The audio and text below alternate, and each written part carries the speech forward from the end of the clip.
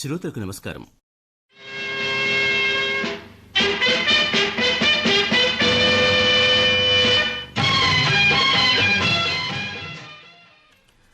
తెలుగు చలనచిత్ర రంగంలోనే కాదు, అఖిల భారత చలనచిత్ర రంగంలోనే తనకంటూ ఒక ప్రత్యేకమైన ఒరవడిని సృష్టించుకొని అద్భుత అభినయ కౌశలంతో, భావనా బలంతో సాంఘిక, జానపద, చారిత్రక, పురాణ పాత్రలను తెరపై వినూత్న రీతిలో ఆవిష్కరించిన మహానటుడు, దర్శకుడు, నిర్మాత, ప్రయోక్త, ప్రయోగశీలి, కీర్తిశేషులు ఎన్టీ రామారావు గారు.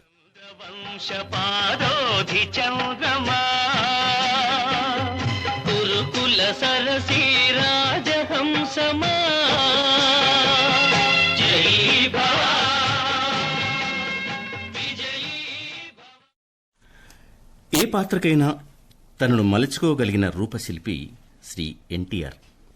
అటు రామునిగా, ఇటు రావణునిగా, అటు కృష్ణునిగా, ఇటు దుర్యోధనునిగా, వాల్మీకి వంటి ఋషి పాత్రలు, భీష్ముని వంటి కురువృద్ధునిగా, పేడి రూపసి బృహన్నెలగా, ధర్మాగ్రహాన్ని ప్రదర్శించే బ్రహ్మనాయునిగా, గిరీశం వంటి యాంటీ హీరోగా, పిచ్చి పుల్లయ్య వంటి డిగ్లామర్ పాత్రలో, అందాల రాకుమారునిగా, సాహస వీరునిగా, స్టంట్ హీరోగా, దేశభక్తునిగా, బొబ్బిలి పులిలా గర్జించారు. చిరంజీవుల సినిమాలో కళ్ళులేని అంధుని పాత్రలో కన్నీళ్లు పెట్టించారు. అడవిరాముడు వేటగాడిగా, శృంగార నాయకునిగా విలసిల్లాడు. శ్రీనాథునిగా, విశ్వామిత్రునిగా, సామ్రాట్ అశోకునిగా మురిపించారు, మైమరపించారు. ఇలాంటి పాత్రలు ఎన్నెన్నో. ఎన్టీఆర్ కేవలం నటుడే కాదు, ఎన్నో ఉత్తమ చిత్రాలను అందించిన దర్శకుడు, సందేశాత్మక చిత్రాలను తీసిన నిర్మాత. నటనకు నిలువెత్తు సొంతకం ఎన్టీఆర్. ఆయన నట జీవితం వర్తమాన భవిష్యత్ తరాల నటులకు విలువైన పుస్తకం. 303 చిత్రాల్లో నటించిన మహానటుడైన శ్రీ ఎన్టీ రామారావు గారు పుట్టినరోజు అనగా ఈరోజు జయంతి. నటుడిగా ఎన్టీఆర్ గారు బహుముఖీనమైన ప్రతిభను ఆవిష్కరించి విశ్లేషించడానికి ఈరోజు ప్రముఖ సీనియర్ జర్నలిస్ట్ శ్రీ రెంటాల జయదేవ్ గారు మన ఆకాశవాణి స్టూడియోస్ విచ్చేశారు. వీరితో సంభాషించి ఎన్టీఆర్ నట జీవన ప్రస్థానంలోని కొన్ని అంశాలు తెలుసుకుందాం. నమస్కారం అండి జయదేవ్ గారు. నమస్కారం రామారావు గారు. సముద్రం చుట్టూ పరిక్రమ చేసినప్పుడు ఏ వైపు నుంచి మనం ప్రారంభించాలి అనేది కూడా చాలా కష్టంగా ఉంటుంది. అయితే ఏదైనా కానీ, ఏ నది అయినా ఒక బిందువు అనే ప్రారంభం ఉంటుంది. కాబట్టి ఎన్టీఆర్ నట జీవితంలో తొలి దశ అందరేమనుకుంటారంటే మన దేశంతోని ప్రారంభించారు, కానీ షావుకార్ చిత్రంతో పరిడవిల్లారని చెప్తారు. మరి ఆ తొలినాళ్ల జీవితం గురించి చెప్తూ ఆ షావుకారు చిత్రంలోని అంశాల గురించి మనం మాట్లాడాం. ఆకాశవాణి మూలకంగా శ్రోతలకి సముద్రాన్ని దోసిల్లో పట్టి ఇవ్వడం కోసం ప్రయత్నిస్తున్నాము. అంటే ఒక మహానటుడు, బహుశా నా దృష్టిలో వ్యక్తిగతంగా చెప్పినా కూడా, ఒక చారిత్రకంగా పరిశీలించినా కూడా, ఒక్క తెలుగు చలనచిత్ర సీమలోనే కాదండి, యావత్ భారత చలనచిత్ర సీమలో కానీ అంతర్జాతీయంగా చూసినా కూడా ఈ రకమైన వైవిధ్యభరితమైన పాత్రలు పోషించిన నటుడు, ఇన్ని పాత్రలు పోషించిన నటుడు, ఏకకాలంలో అనేక కోవల్లోని సినిమాల్లో నటించిన నటుడు మరొకరు కనిపించరు. ఒక రైతు కుటుంబం నుంచి, సామాన్య రైతు కుటుంబం నుంచి వచ్చిన వ్యక్తి, ఆయన పెంచినటువంటి పెదనాన్న శోకరామయ్య గారి మూలంగా నాటకాలు, పద్యాలు, తెలుగు సంస్కృతి, సంప్రదాయం, వాటి మీద ఒక పట్టు సంపాదించడం, వాటితోటి ఆ తర్వాత ఆ రోజుల్లో ఉన్న పరిస్థితుల రీత్యా చిన్నతనంలోనే మీకు అందరికీ తెలుసు కదా, మనకి అప్పుడు చిన్నప్పుడే పెళ్లిళ్ళు అయిపోయేవి, చదువు కొంత అటకెక్కడం, రకరకాల పనులు చేయడం, కుటుంబాన్ని పోషించడం కోసం కొంత కష్టపడిన తర్వాత బొంబాయి దాకా వెళ్ళడం. బొంబాయిలో ఆ రోజుల్లో చాలా మందికి తెలియని విషయం ఏంటంటే, మొదటి రోజుల్లో ఆయన నటుడు కావడానికి ముందు సౌండ్ రికార్డింగ్ నేర్చుకోవడం కోసం బొంబాయి వెళ్ళారు.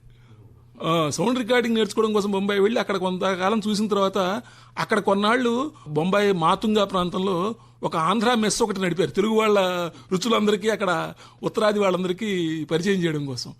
అలా అనేక పనులు చేసిన తర్వాత విజయవాడలోకి వచ్చారు. విజయవాడలో చిన్న పొగాకు వ్యాపారం లాంటిది పెట్టారు. ఇవన్నీ చేసిన తర్వాత కానీ వాళ్ళ పెంచిన పెదనాన్నకి ఈయన ఒక పెద్ద డిగ్రీ చేయాలనే కోరికున్నప్పుడు గుంటూరు వెళ్ళడం, గుంటూరు ఏసీ కాలేజీలో జగ్గయ్య గారు ఆయన క్లాస్మేట్స్, అక్కడ ఉండడం, అక్కడ ప్రిన్సిపాల్ గారు కొంత ప్రోత్సహించడం, అట్లనే విజయవాడ ఎస్ఆర్ఆర్ కాలేజీలో విశ్వనాథ సత్యనారాయణ గారి ప్రోత్సాహం, వీటన్నిటితోటి ఆయన నాటకాల్లోకి వెళ్ళడం జరిగింది. ఆ నాటకాల్లో వెళుతున్నప్పుడు క్రమంగా మీకు తెలుసు కదా, నాటకాల నుంచి సినిమాలు, సినిమాల నుంచి అలా ఎవరైనా క్రమక్రమాభివృద్ధి కోరుకుంటారు కాబట్టి ఆ రకంగా ఆయన సినిమాల వైపు మళ్ళడం జరిగింది. అయితే మీరు చదువు గురించి చెప్పినప్పుడు ఆయన సర్వీస్ కమిషన్ ఎగ్జామ్ కూడా రాసి రిజిస్ట్రార్ కూడా జాబ్ చేశారంటారు కదా సార్? అవునండి.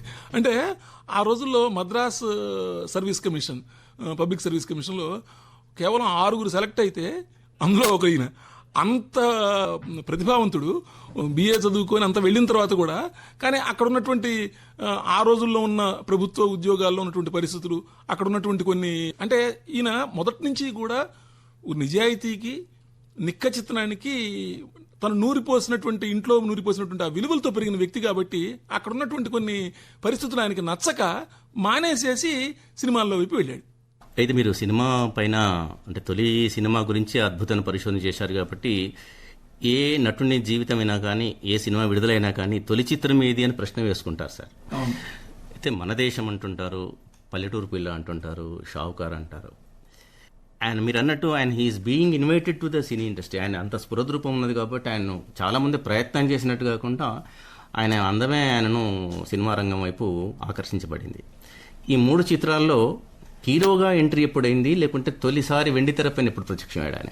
ఈ మన దేశము పల్లెటూరు పిల్ల కంటే ముందే ఆయన చదువుకుంటున్న రోజుల్లోనే, ఇది కూడా చాలా కొద్ది మందికి, అంటే చరిత్ర చూస్తే తెలుస్తుంది, ఇప్పటి తరం తెలియడం కోసం మనం మాట్లాడుకుంటున్నాం అంతే. ఈ సినిమా అభిమానులకి, ఎన్టీఆర్ అభిమానులకి చాలా మంది తెలిసి ఉండొచ్చు, కానీ ఇప్పటి తరానికి, కొత్త తరానికి తెలియడం కోసం మనం చెప్తున్నాం అంతే, వాళ్ళకి తెలిసిన విషయాలు కొన్ని కూడా. ఆయన మొత్తం చదువుకుంటున్న రోజుల్లోనే సి పుల్లయ్య గారికి మన సీనియర్ శ్రీరంజని, జూనియర్ శ్రీరంజని గారి భర్త నాగుమణి గారు ఇన్ని పరిచయం చేస్తే, ఎన్టీఆర్ గారు మంచి అందగాడండి, బాగా నాటకాలు కూడా బాగా వేస్తున్నారని చెప్తే, అప్పట్లో ఆయన సి పుల్లయ్య గారు ఒక కీలుగుర్రం అనే సినిమా తీయదలుచుకున్నారు.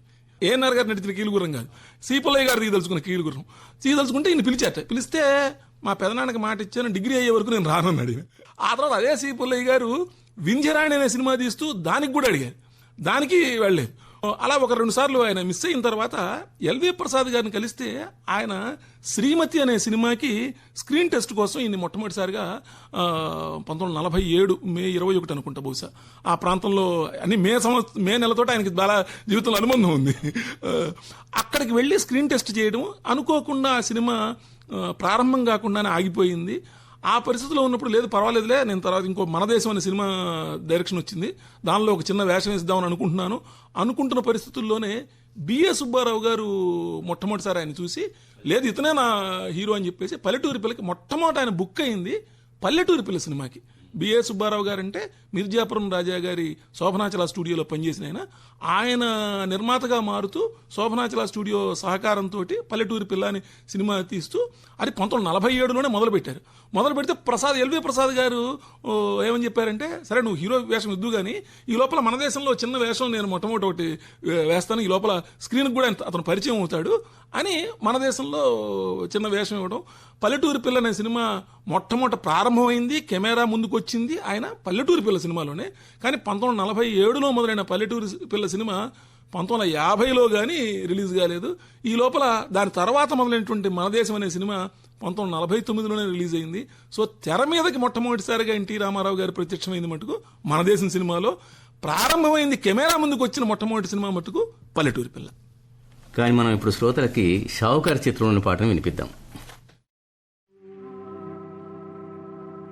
పలుకరాదటే చిలుక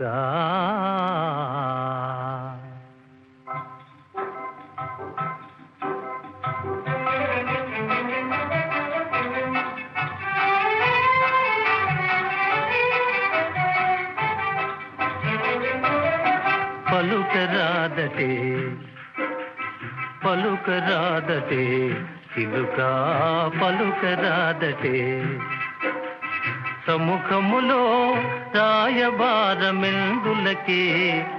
సముఖములో రాయబారమెందులకే. షావుకార్ చిత్రంలో ఆయన చాలా సాత్వికమైనటువంటి పాత్రను పోషించారు. ఘంటసాల గారి గాత్రం కూడా చాలా లలితంగా సాగింది స్వీయ సంగీత దర్శకత్వంలో. దీనికి విభిన్నమైన పాత్ర అనగానే మనకి కన్యాశుల్కంలో మెదులుతుంది. సాధారణంగా తొలినాళ్లలో ఏ హీరోలైనా కానీ యాంటీ హీరో క్యారెక్టర్స్ ఒప్పుకోవడం అనేది సాధారణంగా జరగదు. ఇది ఎలా జరిగింది, కన్యాశుల్కం పాత్ర గురించి కూడా మనం మాట్లాడుకుందాం. రామారావు గారు అంటే చాలా గమ్మత్తైన రామారావు గారి, మీరు రామారావు గారు, ఆయన రామారావు గారు, ఇప్పుడు మిమ్మల్ని ప్రస్తావిస్తాం, ఆయన ఎన్టీఆర్ అనే ప్రస్తావించాలి. కాబట్టి ఎన్టీఆర్ గారి గురించి చెప్పాలంటే కనుక ఆయన జీవిత ప్రస్థానంలో కూడా మొదటి రోజుల్లో 47 to 50 కొంత ఇబ్బంది పడినప్పటికీ కూడా కెరీర్లో 50 ఎప్పుడైతే మీరు ప్రస్తావించారు సారా, షావుకారు పల్లెటూరు పిల్ల కంటే ఒక 14 రోజులు ముందు రిలీజ్ అయిపోయింది షావుకారు కూడా. సో షావుకారు మొదట హిట్, ఆ హీరోగా నటించిన సినిమా. ఆ వెంటనే అదే సంవత్సరం 14-15 రోజులు తేడాతో వచ్చిన పల్లెటూరు పిల్ల హిట్. అదే సంవత్సరం సంసారం పెద్ద హిట్. సో ఆ సంవత్సరం 4 సినిమాలు, మాయారంభ కూడా వచ్చింది 1950లో. సో మాయారంభ మినహా మిగిలిన 3 సినిమాలు హిట్టే. అంటే ఆయన సినిమా రంగంలో 49లో తెర మీద ప్రత్యక్షమైతే 50 నాటికి సంవత్సరం తిరిగేసరికల్లా ఆయన స్టార్ అయిపోయాడు. మొట్టమొదటి 47 to 49 ఆయన కొంచెం స్ట్రగుల్ పీరియడ్, అంటే పాత్రలు సినిమాలు లేట్ అవ్వడము అట్లాంటివన్నీ కూడా. 50 నుంచి ఆయన స్టార్. అక్కడ స్టార్ అయిన వ్యక్తి ఉన్నట్టుండి 51లో మీరు గమనిస్తే గనక మల్లీశ్వరి, పాతాళ భైరవి, అసలు అటు బిఎన్ రెడ్డి ఇటు కేవీ రెడ్డి గారు. అంటే ఇవాళ మనం మహామహుల పేర్లు, ఎంతో మంది పేర్లు తలుచుకుంటే ఒళ్ళు అసలు రోమాలు నిక్కబడుచుకుంటాయి అనమాట. మల్లీశ్వరి లాంటి సినిమా కానివ్వండి, బిఎన్ రెడ్డి గారి లాంటి దర్శకుడు కానీ ఆయనే చెప్పారు స్వయంగా. రామారావు గారు చెప్పిన విషయం ఏంటంటే, ఆయన నుంచి నేను ఎన్నో మంచి విషయాలు నేర్చుకున్నాను, ఎలా సినిమా తీయాలని నేర్చుకున్నాను. పాతాళ భైరవులో కూడా కేవీ రెడ్డి గారు ఆయన ఒక్కసారిగా జానపద హీరోగా నిలబెట్టడంతో 1951లో వచ్చిన పాతాళ భైరవితోటి ఒక్కసారిగా ఆయన స్టార్డమ్ తిరిగిపోయింది. అంతకు ముందు వరకు నటిస్తున్న జానపద హీరోల్ని తోసిరాజని ఈయన ఒక జానపద హీరోగా పూర్తి స్థాయిలో నిలబడిపోయారు. అక్కడి నుంచి జానపదాలంటే ఎన్టీఆర్ అనేటువంటి పేరు వచ్చింది. ఇంకా అక్కడి నుంచి ఆయన స్టార్డమ్ కంటిన్యూస్గా 1951 నుంచి 1983 జనవరిలో ఆయన రాజకీయాల్లోకి వెళ్లే వరకు కూడా ఈ రూల్ ది రూస్ట్ అంటారు సార్. అట్లా మొత్తం సినిమా పరిశ్రమని శాసించే ఒక స్థాయికి వెళ్ళారు. అంటే మీరు ఇప్పుడు ఇందాక అడిగినటువంటి కన్యాశుల్కం ప్రస్తావనకు వస్తే గనక, ఇటువంటి ఒక హీరో, ఒక మాస్ హీరో ఎవరైనా కూడా, కన్యాశుల్కం అనేది సాహిత్యంలో ఒక పెద్ద మనకి ఒక మాన్యుమెంటల్ వర్క్ గురదాడ అప్పారావు గారిది. ఇన్ని సంవత్సరాలైనా కూడా ఇప్పటికీ ఇంత నిత్యనూతనంగా ఉందంటే 1950 నాటికి ఎంత నిత్యనూతనంగా ఉందో మీరు ఆలోచించండి. దానిలో గిరీశం పాత్ర అందరూ భయపెట్టారు కూడా. రామారావు గారికి మీరు ఇది వేయగలరా అది ఇది అని చెప్పేసి. కానీ ఆయన ఒక ఛాలెంజింగ్గా తీసుకొని అటు షావుకారు జానకి గారు కానివ్వండి బుచ్చమ్మ పాత్రలో, ఇటు మధురవాణి పాత్రలో సావిత్రి గారు కానివ్వండి, గిరీశంగా అసలు మీరు ఇవాళకి యూట్యూబ్లో ఆ సినిమా చూస్తే అటు సావిత్రి నటన, ఇటు గిరీశంగా, అంటే ఆ కన్నింగ్ నేచర్ ఉంటూనే ఒక హీరో వర్షిప్ తీసుకొచ్చే దానిలో అద్భుతంగా చేశారు రామారావు గారు.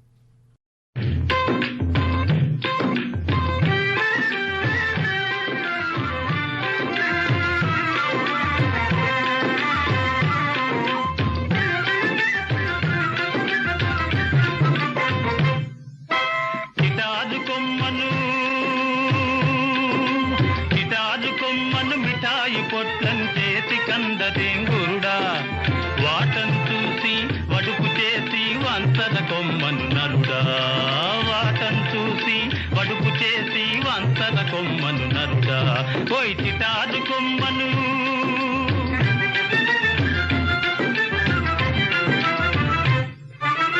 ఇందాక మనం ప్రారంభంలో అనుకున్నప్పుడు ఆకాశంలో నక్షత్రాలను ఏ నక్షత్రం గురించి చెప్తాం సార్, అలా ఉంటుంది ఎన్టీ రామారావు గారి గురించి మాట్లాడినప్పుడు. కాకపోతే ప్రతి చిత్రంలో కొన్ని వైవిధ్యభరితమైన పాత్రలు మనం పోషించారు. నటజీవన ప్రస్థానం అన్నప్పుడు అన్నిట్లలో హీరోనే, కానీ ఆ హీరోలో కూడా ఆ హీరోయిజం చూపించే విధంగా తను తాను మలుచుకున్నాడు అంటాం, ఏమంటారు? అలా మనం లెక్క పెట్టినప్పుడు కళ్ళు మూసుకుంటే మనకు ఒక చిరంజీవులు, ఒక గుడిగంటలు ఇలాంటి పాత్రలు సినిమాలు కనబడుతుంటాయి. ముఖ్యంగా చిరంజీవులు, అందులో మల్లాది రామకృష్ణ శాస్త్రి గారి సాహిత్యం కానీ, ఘంటసాల గారి సంగీతం కానీ, ఆ విషయం వచ్చినప్పుడు ఆయన వ్యక్తిత్వం ఎలాంటిదో కూడా మనకు ప్రతిఫలిస్తుంది కదా. నిజానికి అంటే ఏ నటుడికైనా కూడానండి ఆ రోజుల్లో, అంటే ఇప్పుడంటే మళ్ళీ ఒక ఇమేజ్ వచ్చేసిందని ప్రతి ఒక్కళ్ళు కంగారు పడుతున్నారు కానీ, మీరు గమనిస్తే ఎన్టీఆర్ రామారావు గారిది ఇమేజ్కి భిన్నంగా ఆయన ప్రయోగాలు మొదటి నుంచి చేసుకుంటూ వచ్చారు. ఇప్పుడు చిరంజీవుల కంటే ముందు కూడా ఆయన సొంతగా సినిమాలు తీయడం మొదలుపెట్టేశారు. ఒక తోడు దొంగలు, ఒక పిచ్చి పుల్లయ్య. అంటే ఎక్స్పెరిమెంటేషన్ అనేది ప్రయోగశీలత ఆయనకు మొదటి నుంచి ఉంది. ప్లస్ పైగా ఒక విభిన్నమైన పాత్రలు చేయాలి, ఒక మంచి అభిరుచి గల చిత్రాల్ని ప్రేక్షకులకి అందించాలి అనేటువంటి ఆలోచన ఆయనకి మొదటి నుంచి ఉండడంతో తొలి రోజుల్లోనే మీకు ఆయన సొంతగా సినిమాలు ఎన్ఏటి బ్యానర్ మీద ఆయనకి నేషనల్ ఆర్ట్ థియేటర్స్ మీదే ఆయన పేరు మీద ఆయన నాటకాలు వేయడం మొదలుపెట్టారు. అదే పేరు మీద ఎన్ఏటి అని బ్యానర్ కూడా పెట్టుకొని బ్యానర్తోనే సినిమాలు తీయడం మొదలుపెట్టిన తర్వాత మీరు ప్రస్తావించిన చిరంజీవుల విషయానికి వస్తే నిజానికి ఎవరు కూడా సాహసం చేయనిటువంటి పాత్ర అండి. అంటే హీరో ఒక దగ్గరికి వెళ్ళిన తర్వాత గుడ్డివాడు అయిపోతాడు, ప్లస్ పైగా చివరికి వచ్చేప్పుడు ఒక ట్రాజడీ అయ్యేటువంటి కథ అంటే గనక నాకు నిజానికి నేను చిన్నప్పుడు అంటే నేను చిరంజీవుల సినిమాకి నేను పుట్టలేదు కానివ్వండి, ఆ తర్వాత రిలీజుల్లో నేను రామారావు గారి సినిమా అన్ని సినిమాలు కత్తి ఫైటింగ్లు ఇవన్నీ చూసేవాడిని కానండి. చిరంజీవుల సినిమాకి వస్తే నాకు ఆ ఏడవడం ఇష్టం లేక ఆ చివరికి వచ్చేప్పటికి నేను బయటకు వచ్చేవాడిని. అంటే ఒక హార్డ్ కోర్ అభిమానులకు కూడా ఆర్ద్రమైనటువంటి సన్నివేశాలు. అంటే ఒక మాటను విమర్శకుల మాటనే మనం చెప్పాలి. ఇప్పుడు నాగేశ్వరరావు అనగానే జయదాసు అంటే కరుణారస భరిత పాత్రలకు, కన్నీళ్లు పెట్టే పాత్రలకు నాగేశ్వరరావు గారని, సాహస కృత్యాలకు ఎన్టీ రామారావు గారని ఒక టాక్ ఉంది ప్రజల్లో. కానీ దానికి విభిన్నంగా చేశాడు అని మా ఉద్దేశం. అవును, ఖచ్చితంగా. ఎందుకంటే 1956 నాటికే చిరంజీవులు వచ్చింది. పైగా దేవదాస్ తీసినటువంటి డిఎల్ నారాయణ గారే ఆ సినిమాకి కూడా నిర్మాత. వేదాంతం రాఘవయ్య గారు అదే దర్శకుడు, దీనికి దర్శకుడు. అంటే సినిమా కమర్షియల్గా వెళ్ళిందా వెళ్ళలేదా అంటే రామారావు గారి లాంటి అందగాడు ఆయన కళ్ళు, ఆయన అలా చూస్తే స్ఫురద్రూపి, ఆయన కళ్ళు లేవనేటప్పటికీ చిన్న బొమ్మను పుచ్చుకొని పాట పాడేటప్పటికి మనకు కొంచెం ఇది అనిపిస్తుంది. కాబట్టి కమర్షియల్ రిజల్ట్ పక్కన పెట్టండి చిరంజీవుల్ని, నటుడిగా ఆయన నటనను చూడండి. ఇవాళకి మీరు, నేను మళ్ళీ అదే చెప్తాను, యూట్యూబ్లో పాత సినిమా కనుక అది వేసుకొని చూసినా కూడా చిరంజీవులు that would be one of the finest performances. At the same time హృదయం ద్రవించేటువంటి సన్నివేశాలు, సంఘటనలు ఆ సినిమాలు చూడొచ్చు.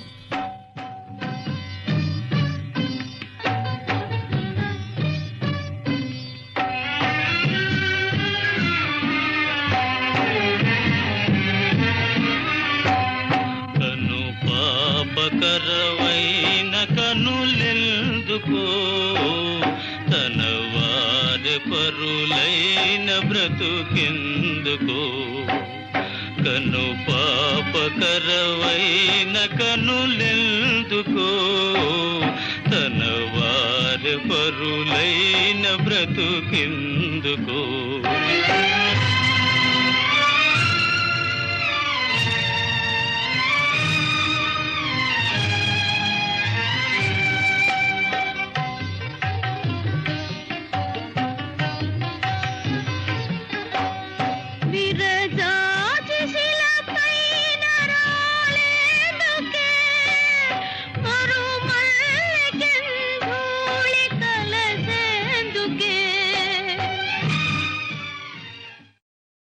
జయదేవ్ గారు, మనం పాత్రల వైవిధ్యం గురించి చెప్తున్నాం. అంటే ఒక సాహసోపేతమైనటువంటి ఒక పాతాళ భైరవ క్యారెక్టర్ నుంచి మళ్ళీ ఇటువైపు కరుణారసభరితమైనటువంటి చిరంజీవి క్యారెక్టర్ రావడం, మౌల్డింగ్ ఆఫ్ ద క్యారెక్టర్ అంటే ఎట్లా మలుచుకున్నారు. అలాగే ఆయన పాత్రల స్వభావం పెట్టినప్పుడు మనకు గుడిగంటలు కూడా స్ఫురిస్తుంది సార్. గుడిగంట చిత్రంలో నిజానికి అది రీమేక్ సినిమా అయినప్పటికీ కూడా అదొక అద్భుతమైన, అంటే ఒక రకమైన ఆభిజాత్యం చూపిస్తూనే మళ్ళీ అట్ ది సేమ్ టైం దానిలో ఒక కాళ్ళు చచ్చుబడిపోయిన తర్వాత ఆ వీల్ చైర్లో అంగవైకల్యం వచ్చిన తర్వాత అది అవన్నీ అదే మళ్ళీ మొత్తం మనం ఇందాక మాట్లాడుకున్న మాటకే రావాల్సి వస్తుంది. ఎందుకంటే ఎక్స్పెరిమెంట్ చేయడానికి ఏ నటుడు కూడా వెనుకాడకూడదు. రామారావు గారి దాంట్లో సార్ మీకు ఈ సినిమాలో వీల్ చైర్కి పరిమితం అవుతారు సార్ ఒక దశకు వచ్చిన తర్వాత అంటే కూడా ఓకే.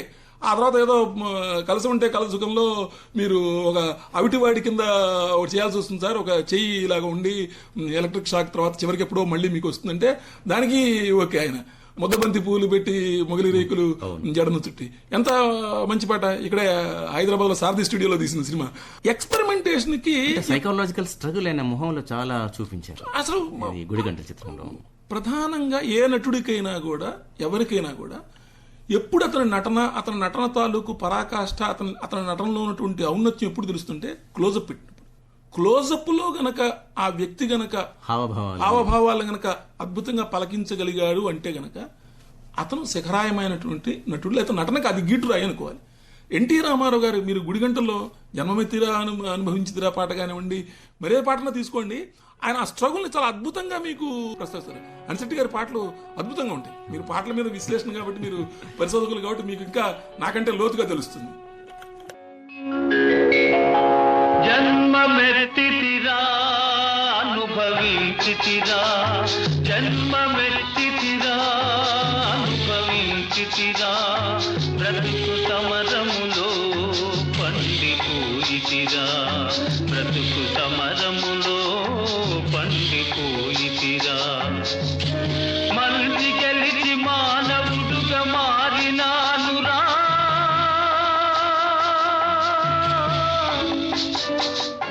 జన్మమెత్తితిరా అనుభవించితిరా, బ్రతుకు సమరములో పండిపోయితిరా, బ్రతుకు సమరములో పండిపోయితిరా.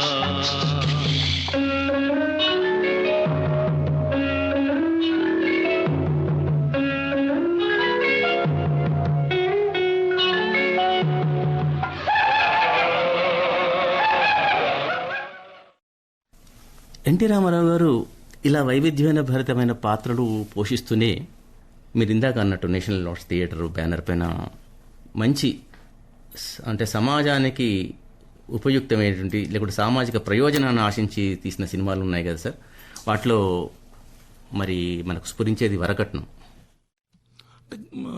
ఇంకొక విషయం కూడా రామారావు గారు, మీరు ఎన్టీఆర్ గారు ఎప్పుడు సినిమాలు తీసినా కూడా ఆయన సొంత సినిమాలు గమనించండి, మీరు సొంత సినిమాలన్నింటిలో కూడా అభిరుచి గల చిత్రాలు, సమాజానికి అభ్యుదయకరమైనటువంటి చిత్రాలు, అవి తీయడానికి ఆయన ఎక్కువగా మోజు చూపించారు. అంటే కమర్షియల్ ఫార్ములా దృష్టి పెట్టుకోలేదు కమర్షియల్, అందుకంటే మీరు లేకపోతే తోడు దొంగలు పిచ్చి పల్లయ్య లాంటి సినిమాలు తీయాల్సిన పర్లేదు ఆయనకి.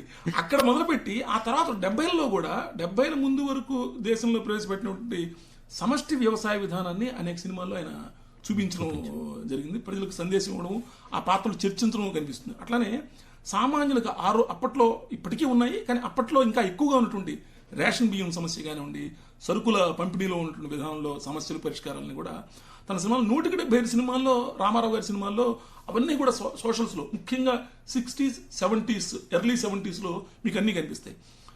అదే సందర్భంలోనే ఈ వరకట్నం కొద్దిగా ముందు వెష్టి కుటుంబాలు, వేరు కుటుంబాలు ఎక్కువ అవుతున్న రోజుల్లో కుటుంబ వ్యవస్థ ఎదుర్కొంటున్న సంక్షోభాన్ని ఉమ్మడి కుటుంబాలు ఉంటే బాగుంటుందని సమర్థిస్తూ ఆయన ఉమ్మడి కుటుంబం 1967లో ఆయన తీశారు. అంటే స్వయంగా కథా స్క్రీన్ ప్లే రాసి, నటించి, నిర్మించి దానికి విపరీతమైనటువంటి అప్లాజ్ వచ్చింది. ఆ సినిమా అప్పట్లో కూడా మాస్కో అంతర్జాతీయ చలనచిత్రోత్సవంలో కూడా మన దేశం తరఫున వెళ్ళడం జరిగింది. ఆ వెంటనే ఒక 2 ఏళ్ల గ్యాప్లోనే 69లో ఇవాళ వరకట్నం గురించి వాటికి మనం మాట్లాడుకుంటున్నాం, ఎంతో కొంత తగ్గింది అనుకోవాలి స్త్రీ విద్య అన్ని పెరిగిన తర్వాత. కానీ ఆ రోజుల్లో 1970, 90, 2000 ఎర్లీ వరకు కూడా మనకి వరకట్నం ఈ సమాజాన్ని పట్టి పీడించినటువంటి ప్రధానమైన సమస్యల్లో ఒకటి. దానికి వరకట్న దురాచారాన్ని దర్శక నిర్మాతగా ఆయన స్వీయ దర్శకత్వంలో నటిస్తూ నిర్మించిన చిత్రం వరకట్నం అనే పేరు మీదే 1969లో జాతీయ అవార్డుల్లో ఉత్తమ చిత్రంగా తొలిసారిగా దానికి నగదు బహుమతి కూడా అందుకున్నారు. గమ్మత్ ఏంటంటే దాన్ని ఈ మధ్యనే మన నేషనల్ ఫిల్మ్ ఆర్కైవ్స్ వాళ్ళు డిజిటలైజ్ చేసి 2019లో గోవాలో జరిగినటువంటి అంతర్జాతీయ చలనచిత్రోత్సవంలో దాన్ని మళ్ళీ ప్రదర్శిస్తే నేను వెళ్ళాను అప్పుడు గోవాలో. ఆ పొద్దున పూట 9 గంటలకు వేస్తే రామారావు గారిది ఆ పాటలు అవన్నీ వేస్తూ చూస్తుంటే జనాలు ఈళ్ళు గోవాలో ఉన్నామా, మనం ఏదో గుంటూరులో ఉన్నామా, లేకపోతే ఏదో హైదరాబాద్ లో ఉన్నామా అనిపించే పరిస్థితి అనమాట. అంటే దాని సార్వకాలీనత, సమకాలీనత అనేది ఆనాడు తీసినప్పుడు అంటే నిత్య నూతనంగా ఉండడం అనేది చూడండి. ఆయన యొక్క దర్శకత్వ ప్రతిభ కూడా, కథా స్క్రీన్ ప్లే యొక్క ఆయన ఎన్నుకున్నటువంటి అంశం కూడా అలాంటిది. మీరు అన్నట్టు వరకట్నం ఈనాటికి ఉంది, చాప కింద నీరులాగా ఉంది. అప్పుడేమో ప్రస్ఫుటంగా ఉండేది, ఇప్పుడు లేదు. కానీ చాప కింద నీరులాగా మాత్రం ఉంది. కట్నం అనేది ఉన్నది సాంప్రదాయం.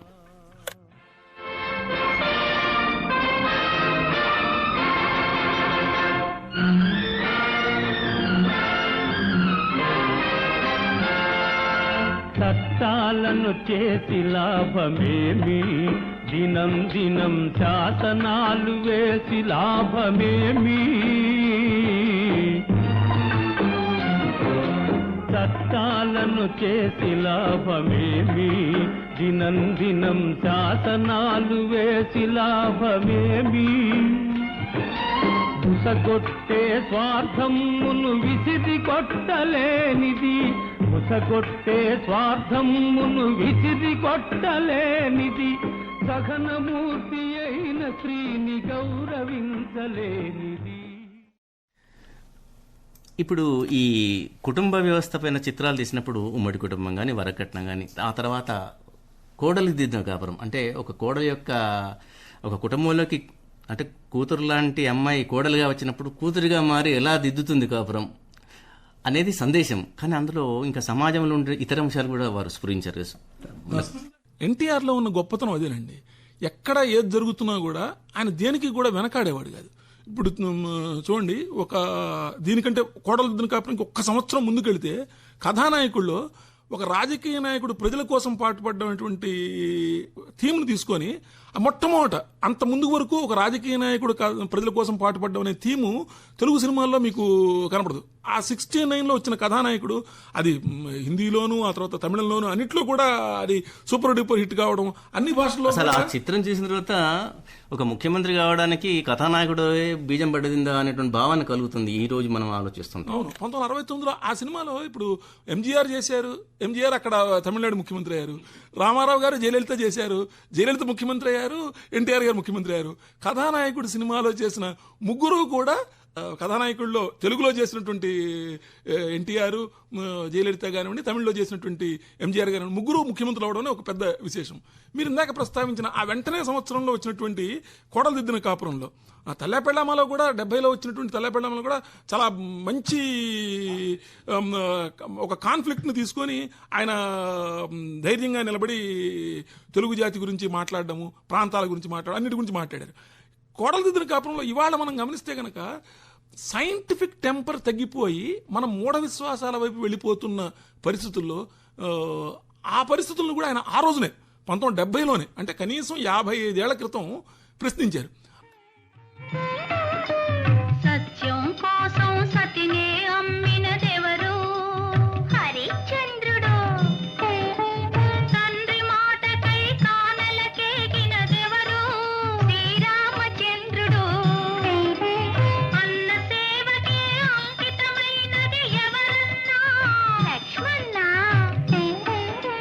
పతియ దైవమని తరించిపోయినదెవరమ్మా? సీతమ్మ. ఆ పుణ్యమూర్తులు చూపిన మార్గం అనుసరించుటే ధర్మం. అనుసరించుటే నీ ధర్మం. నీ ధర్మం మరవద్దు. జాతిని నడిపి నీతిని నిలిపిన మహనీయులనే మరవద్దు.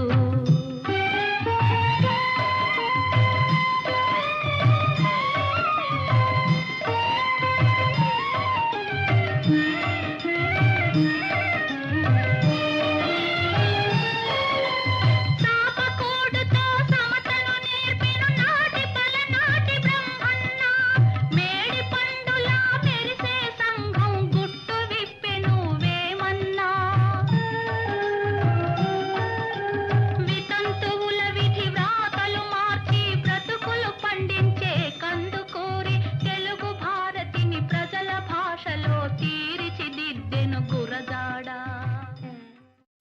70లో సంచలనాత్మక చిత్రమైనటువంటి యమగోళ గురించి మనం మాట్లాడుకొని, యమగోళ సంచలనాత్మక చిత్రమే. ఆనాటి పరిస్థితులు వేరు, రాజకీయ పరిస్థితి మనం చర్చించకూడదు. ఆనాటి పరిస్థితుల్లో ఆయన యముడినే ఒక విప్లవాత్మక ధోరణిని నిరసించినటువంటి పాత్ర అది చాలా బాగుంటుంది. అంటే ఒక ప్రక్రియ చెప్పాలంటే రండి అదే చెప్పండి. ఆయన ఏ రోజు కూడా వ్యవస్థలో ఉన్నటువంటి ప్రజలు పడుతున్న అవస్థల్ని ప్రస్తావించారే తప్పితే ప్రస్తావించి సినిమాలు చూపించడానికి ఏమాత్రం వెనుకాడకుండా దానికి ఎంతవరకు తన సాధనం ద్వారా చేశారో అవి వేసుకుంటూ వచ్చారు.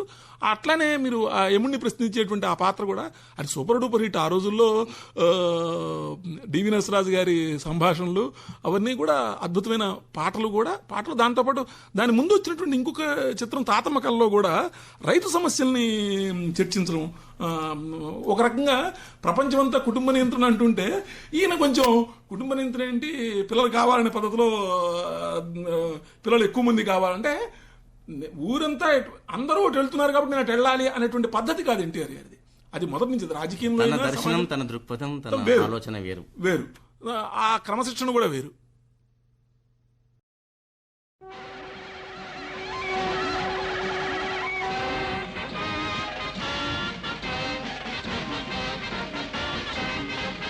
సమరానికి నేడే ప్రారంభం, యమరాజుకు మూడెలు ప్రారబ్ధం. సమరానికి నేడే ప్రారంభం, యమరాజుకు మూడెలు ప్రారబ్ధం. నరకలోకమున్న కార్మిక శక్తికి తిరుగే లేదని. జయదేవ్ గారు, ఒక సముద్రం వంటి అంశాన్ని మనం ఏదో శ్రీశ్రీ రాశారు కదా, చెంచాతో సముద్రాన్ని చూడగలదాం అన్నట్టు. అయినా మీరు చాలా సంక్షిప్తంగా ఫ్లాష్ బ్యాక్ లాగా, ఫ్లాషెస్తో ఫ్లాష్ బ్యాక్లోకి మనం వెళ్ళిపోతున్నాం. అసలు ఇవన్నిటికీ మూల కారణం ఏంటంటే మనం పాతాళ భైరవికి వెళ్ళాల్సిందే సార్. అంటే ఎన్టీ రామారావు గారు ఒక జానపద వీరునిగా సాహసోపేతమైనటువంటి పాత్రలు ధరించిన అంశం ఏంటంటే ఇప్పటికీ శ్రోతలు అనుకుంటారు అసలు ఏంటి పాతాళ భైరవి, మల్లీశ్వరి ఇలాంటి కళాఖండాలను వీళ్ళు ఎందుకు మినహాయించారు అన్నటువంటి సందేహం వాళ్ళకు ఉంటుంది. మనం ఎట్టి పరిస్థితుల్లో ఎవరికి సందేహానికి ఆస్కారం ఇవ్వకూడదు. అది సాంఘికాల నుంచి ఇప్పుడు మళ్ళీ మనం జానపదాలకు వచ్చేస్తున్నాం కాబట్టి అంటే అందులో మళ్ళీ మూలం ఎన్టీ రామారావు గారి దాదాపు తన సాహస కృత్యానికి ఆరంభం పాతాళ భైరవి. జై పాతాళ భైరవి నరుడా ఏమికోవాలి అనేటువంటి అంశాలతో కూడినటువంటి చిత్రం గురించి మనం మాట్లాడుకుందాం. నిజానికి అంటే విజయ పిక్చర్స్ వాళ్ళు అంతకుముందు షావుకారు సినిమా తీసి ఇవన్నీ నడుస్తున్న సమయంలోనే ఈయన చేత పర్మనెంట్ ఆర్టిస్ట్గా ఆయన్ని విజయ వాళ్ళు తీసుకోవడము, వరుసగా సినిమాలకు ఆయన అగ్రిమెంట్ అయిన తర్వాత పాతాళ భైరవిలో ఆయన్ని హీరోగా తీసుకున్నప్పుడు మొట్టమొదట వేరే ఎవరినో హీరో కింద అనుకున్నారు, వేరెవరినో దీని కింద అనుకున్నారు, ఎస్వి రంగారావు గారిని కాకుండా ఇట్లాంటివో మాటలు మనకు వినపడతాయి. అంటే కానీ ఆ పాత్రకి ఒకసారి ఆయన తీసుకున్న తర్వాత రామారావు గారి ఇవాటికి కూడా చూడండి, ఒక పేదవాడు ఒక పెద్దింటి అమ్మాయి, ఒక పేదవాడు పెద్దింటి అమ్మాయిని ప్రేమించడము, ఇద్దరు కలిసి చివరికి కథ ఒక దానికి ఎవరో అడ్డుపడ్డము, పరిస్థితులు కావచ్చు, ఇంట్లో ఆ పెద్దింటి అమ్మాయి తాలూకు వ్యక్తులు కావచ్చు, దాన్ని చివరికి ఎలా జయించి ఇద్దరు ఒకటయ్యారనేది ఆ రోజు మొదలుపెట్టిన ఆ ఫార్ములా నిన్న మొన్నటి జయం సినిమా వరకు కూడా అదే కథ. మీరు గమనిస్తే కనుక ఆ ఫార్ములాకి అక్కడ పడిన బీజం రామారావు గారి కెరీర్ని కూడా మార్చేసింది. ఒక్కసారిగా రిలీజ్ దాదాపు 30 థియేటర్లో రిలీజ్, 30 థియేటర్లోనూ 100 రోజులు ఆడటం, ప్లస్ అదే సమయంలో ఆ సినిమాని తమిళంలో, హిందీలో కూడా 3 భాషల్లో రావంటే హిందీలో కొంత ఆలస్యంగా వచ్చింది. జెమినీ వాళ్ళు దాన్ని రిలీజ్ చేశారు, కొన్ని పాటల్ని రీషూట్ చేశారు, 2-3 పాటల్ని కలర్లో కూడా వేశారని చెప్తారు. కానీ 3 భాషల్లో కూడా ఆ సినిమా విజయం సాధించడము, ప్లస్ ఆయన ఒక్కసారిగా స్టార్గా ఎదిగిపోవడము, ఆ పాటలు కూడా ఇవాళకి కూడా మీరు ఒక పాట ఏదైనా పాతాళ భైరవిలో వేస్తే శ్రోతలు కూడా చాలా ఆనందిస్తారు. ఆ పాటల పల్లవులతో జంధ్యాల గారు సినిమాలు తీశారంటే అది ఎంత హిట్ అయింది. పింగళ నాగేంద్రరావు గారి రచన. అయితే వాచికంలో కూడా రామారావు గారు బాగా మార్పుంది. ఆ తొలినాళ్ళలో నిజం చెప్పమంటారా, అబద్ధం చెప్పమంటారా అంతే.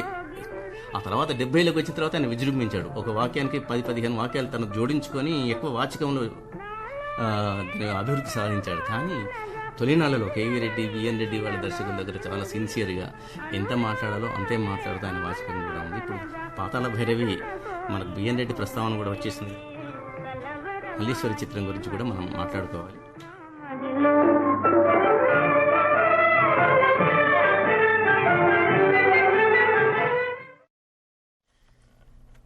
మరి మల్లీశ్వరి కళాఖండం అది అంతర్జాతీయ ఖ్యాతి సాధించిందంట. అందులో కూడా తను ప్రేమికుడు, భగ్న ప్రేమికుడు, మళ్ళీ పెళ్లి చేసుకోబోయే మళ్ళీ మామూలు మనిషిలాగా 3 రకరకాలుగా ఆయన పాత్ర సాగింది కదా సార్. ఇవాళకి తెలుగు సినిమాకి సంబంధించినంత వరకు ఆణిముత్యాలు లాంటి సినిమాలు, శిఖరాయమైనటువంటి సినిమాలు కనుక చెప్పమంటే కనుక మొట్టమొదటి చెప్పే పేరు నిర్ద్వందంగా మల్లీశ్వరి. బిఎన్ రెడ్డి గారి తాలూకు అభిరుచి, దానిలో అది బుచ్చిబాబు గారి రాయలవారి కరుణ కృత్యం ఆధారంగా తీశారని, ఆ తర్వాత హంపీలోకి వెళ్ళి ఆయన మొత్తం చేయటం, అలానే దేవులపల్లి కృష్ణ శాస్త్రి గారు సాహిత్యం అందించడం, దానికి అటు భానుమతి ఇటు ఆవిడని కూడా తలుచుకోవాల్సిన సందర్భం. వాళ్ళిద్దరూ అంటే ఆ రోజుల్లో ఒక పోటాపోటీ నట్టుగా. తర్వాత సినిమాల్లో కూడా మీరు గమనిస్తే తాతమ్మ కల వరకు కూడా వాళ్ళు ఎందుకు సమ్రాట్ అశోక వరకు కూడా వాళ్ళ కాంబినేషన్ ఎలా నడిచిందో చూడండి. ఒకళ్ళంటే పరస్పర గౌరవం, పరస్పర ఆదరం, పరస్పర అభిమానం. కొన్ని చిత్రంలో యాంటీ ఇప్పుడు పల్నాడు యుద్ధంలో, బొబ్బిలి యుద్ధంలో వాళ్ళ పాత్రలు చూస్తుంటే మళ్ళీ హీరో హీరోయిన్ లేకుండా ప్రత్యర్థులుగానే ఉంటుంది. పల్నాడు యుద్ధంలో ముఖ్యంగా ఆయన నాగమ్మ, బ్రహ్మనాయుడు నాగమ్మ పాత్రలు, అంటే వాళ్ళిద్దరి కాంబినేషన్ గురించి చెప్తున్నాను. అవును. అంటే అటువంటి వాటికి మల్లీశ్వరుని సినిమా మొట్టమొదట బీజం వేస్తుంది అనుకోవాలి. అక్కడ మొదలుపెట్టింది ఆ సినిమా అనేక అంతర్జాతీయ చలనచిత్రోత్సవాలకి ఆ రోజుల్లోనే వెళ్ళడము, ఇప్పటికీ ఇవాళకి మనం చెప్పుకోవడము.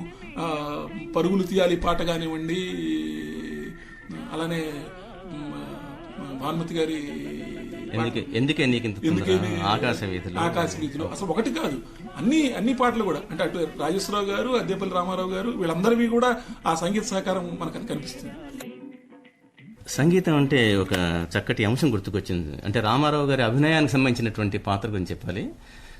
జగదేక వీరుని కథ, అందులో రాయిని కరిగించాలి. ఆ కరిగించిన తర్వాత ఆ కరిగించే మరి ఆ రోజు టెక్నాలజీ మీకు తెలియాలి, ఎలా తీశారు. 5 ఎన్టీ రామారావు పాత్రలు, ఒకతను మృదంగం వాయిస్తుంటాడు, ఒకతను సీతార వాయిస్తుంటాడు, ఒక గాత్రం. ఈ పాట కానీ ఆ పాత్ర కానీ అంటే నటనలో ఆయన స్వరశిఖరం అయితే, ఈ పాట శివశంకరి అనే పాట అది హిమశిఖరం, అంటే కైలాస పర్వతం లాంటిది అన్నట్టు. ప్రతి గాయకులకు అదొక పాఠ్యాంశం. అంత పాట మీద అతని అభినయం చూస్తుంటే సితార ఏ రీడ్స్ ఎక్కడ వాయించాలి వేళ్ళు అనేది మీరు చూడండి. సితార అలా వాయించాడు, మృదంగం ఎలా కొట్టాలో అలా కొట్టాడు. గాత్రం శివశంకరి అన్నప్పుడు సాధారణంగా గాయకులకు రీ అన్నప్పుడు పైకి పోతుంది గాత్రం. ఆ స్వరానుభవం లేని వాళ్ళు శివశంకరి అని కిందికి అంటారు మెడను. కానీ అక్కడ మీరు ఎన్టీ రామారావు నటన చూడండి, ఆయన ఒక గాయకుడిగా జీవించాడండి. అది నభూతన భవిష్యతి. కేవీ రెడ్డి గారి సినిమా జగదేక వీరుని కథ. శివానందలహరి శివశంకరి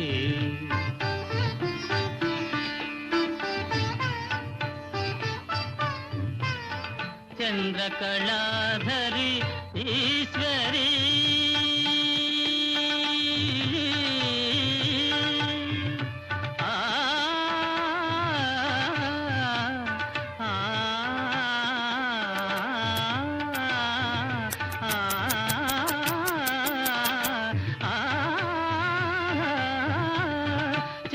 చంద్రకళాధరి ఈశ్వరి కరుణామృతమును కురియజేయుమా మనసు కరుగదా మహిమ చూపవారి పాలనము చేయవే శివశంకరి శివానందలహరి శివశంకరి శివశంకరి శివానందలహరి శివానందలహరి.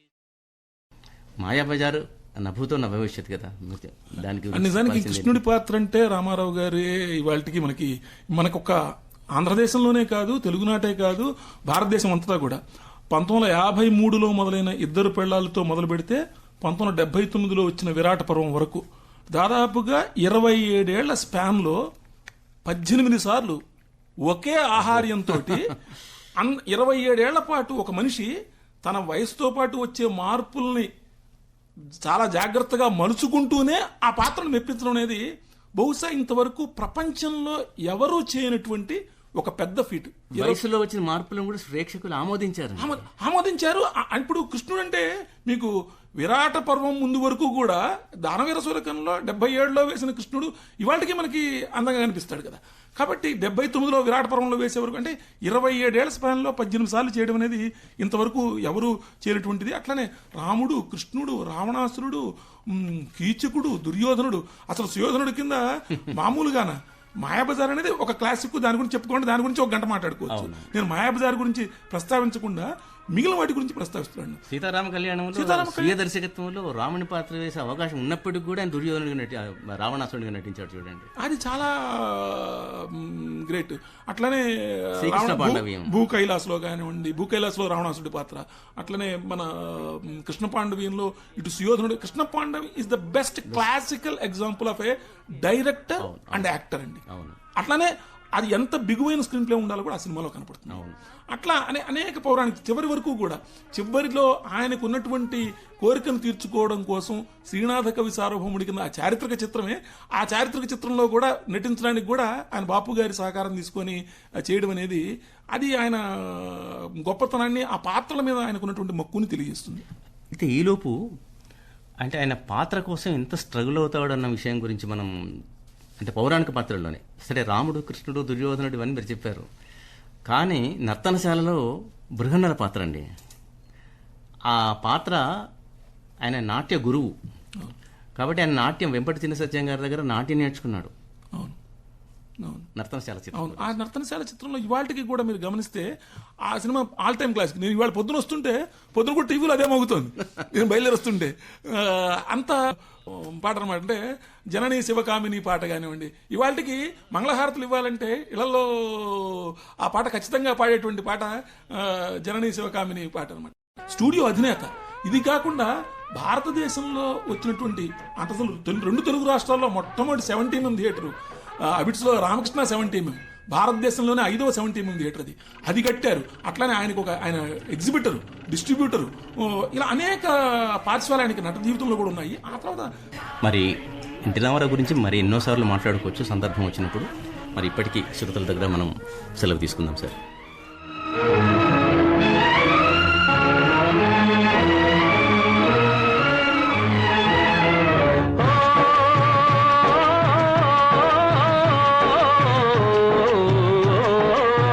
కండల్ని కరగది బండల్ని విసదివెయ్యి నీదేలే పై చేయి కండల్ని కరగది బండల్ని